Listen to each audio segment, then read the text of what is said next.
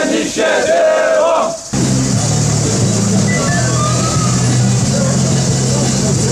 İsrail'le ticaret, Filistin'e ihanet.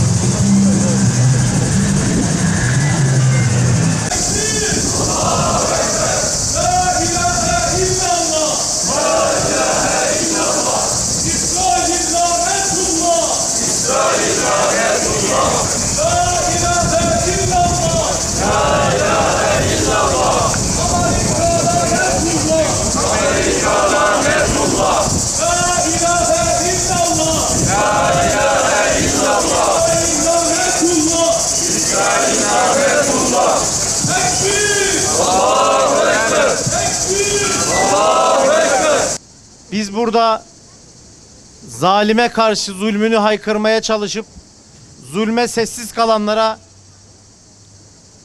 haykırmaları gerektiğini söylemeye çalışırken ne yazık ki bu İsrailli alçaklar bir saat önce 70 tane kardeşimizi hem de güvenli dedikleri bir alanda, burası güvenli dedikleri bir bölgede ne yazık ki şehit ettiler. Ve 2 gündür bu alanda şehit olan Gazze'li kardeşlerimizin sayısı 400 oldu. Her şeye rağmen, bu kadar ölüme, bu kadar şehadete rağmen ne yazık ki dünyanın bu konuda artık duyarsızlaştığını ne yazık ki acı bir şekilde görmekteyiz. Aynı dili konuşmasak da, aynı ırktan da olmasalar, şu anda zalime zulmünü haykıran on binlerce insan var çok şükür. İnşallah bunun etkisi görülüyor, görülecek ve bir gün bu zulüm inşallah son bulacak. Biz yürüyüşlerimizde şunu hep vurguluyoruz. Sadece kalbimizden buğz etmemiz yetmez. İlk yapmamız gereken bu zulmü dünyaya duyurmak. Çünkü eş zamanlı sadece Filistin'de, Gazze'de zulüm yok. Bugün Doğu Türkistan'da Çin'de zulüm yapıyor. Bugün Çeçenya'da, Rusya'da zulüm yapıyor. Bugün Afrika'da, bugün Asya'da birçok yerde ne yazık ki bazısı bizim dinimizi paylaşan, bazısı bizim dinimizden olmamasına rağmen zulüm gören bir sürü insan var. Güneşin batmaya yüz tuttuğu bu anda güneş olmaya gelen herkes hoş geldi. Bizler önlüklerimizin zaman geçtikçe sararmasını beklerken kanla kıpkırmızı olan hekimler, sağlık çalışanlarıyız. Hastalarımızı iyi etmek için gece gündüz demeden çalışırken artık bizler de ölüyoruz. Her bombada, her saldırıda birer birer ölüyoruz. Fakat hekimler olarak farkındayız ki hastalıklı zihinler hala yaşıyor. Çocuk demiyor, yaşlı demiyor, sadece ve sadece katlediyor. Yattığımız yerler yatak değil de diken olduğundan beridir buradayız. Bütün kimliklerimizden öte insan olan kardeşlerimiz için kıyamdayız. Elimizden gelenin en iyisini yapmak için gönlümüzü hiçbir zaman boşlukta bırakmıyor ve gönlümüze Filistin'i yerleştiriyoruz. Tamı tamına 280 gündür kasap bir topluluğun yaptığı delice vahşeti iliklerimizde yaşıyoruz.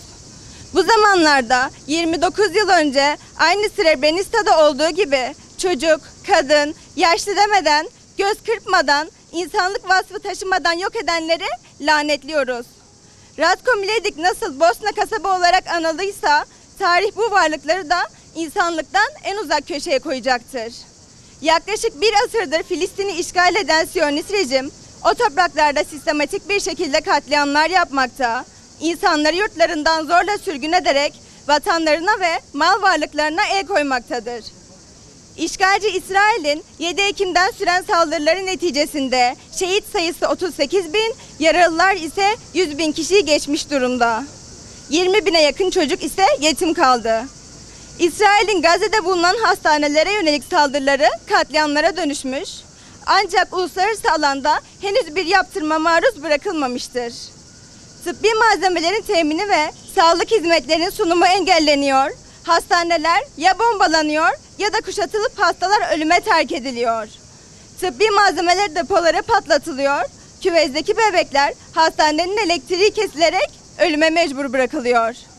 Ölmem gerekiyorsa sen yaşamalısın hikayemi anlatmak için. demişti Rafet Elrer ve eklemişti, bizler rakamlar değiliz. Bugün sizlere şehit rakamlar ile değil, şehit hikayeleriyle sesleniyoruz. Çünkü insanlığımız sayıların tarif edebileceğinden çok daha derin kayıplar vermekte.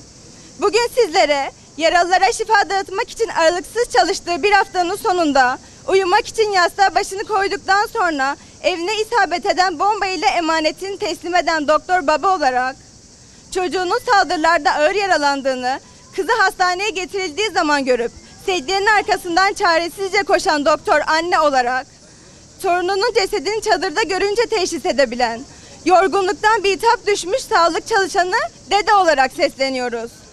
Bugün sizlere yaralarını sarmaladığımız meslektaşlarımızın yaralarını dile getirmek adına buradayız. Çünkü onlar emanetlerini teslim edip bu emaneti hepimizin ellerine, diline, yüreğine bırakarak aramızdan ayrıldı. Biz Gazze'yi unutturmadığımızda, imkan olursa gemilerle kardeşlerimizin yanına koştuğumuzda, imkan ve şartlar müsait olmadığında, eylem ile yüreğimizdeki ateşi diri tuttuğumuzda, zulmedenlerin hangi akibete uğrayacaklarını haykırdığımızda, dua ile Allah'tan yardım, sabır ve metanet dilediğimizde, boykotu gevşetmediğimizde, alışkanlık haline getirdiğimizde sevinenler mazlumlar olacak. Biz vicdanımızla, şuurumuzla, duamızla, eylemimizle Gazze'deki kardeşlerimizin yanındayız ve yanında olmaya devam edeceğiz. Dünyadaki tek özgür kara parçası olan Gazze'ye ve onurlu hür halkına selam olsun. Beraber söyleyelim. Unutmayacağız. Alışmayacağız. Kanıksamayacağız. Normalleştirmeyeceğiz. Sabırla ve azimle zulme karşı duranlar olacağız. Ya Rabbi, dünyanın dört bir tarafında senin yolunda mücadele eden kardeşlerimize yardım eyle.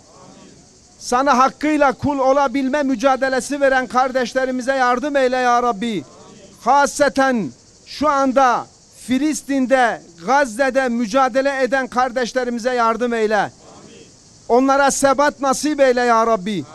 Ya Rabbel Alemin sabır nasip eyle. Ya Rabbel Alemin onlara zafer nasip eyle ya Rabbi.